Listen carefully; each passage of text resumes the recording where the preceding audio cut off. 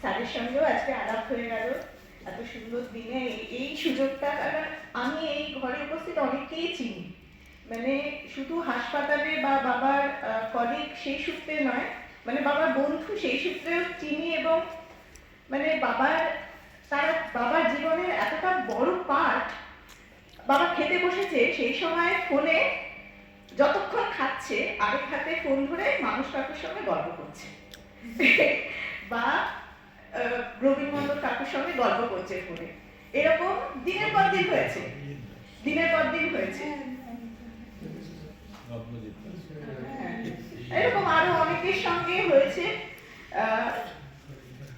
বাবার যে বন্ধু সার্কেল, বন্ধু বান্ধব, যেটা বাবার সবটাই হচ্ছে সত্যি বলতে হাসপাতালকে ঘিরে। এই হাসপাতালে বাবা, মানে বাবা তো অনেক জায়গায় ভর্তি চাকরি করেছেন,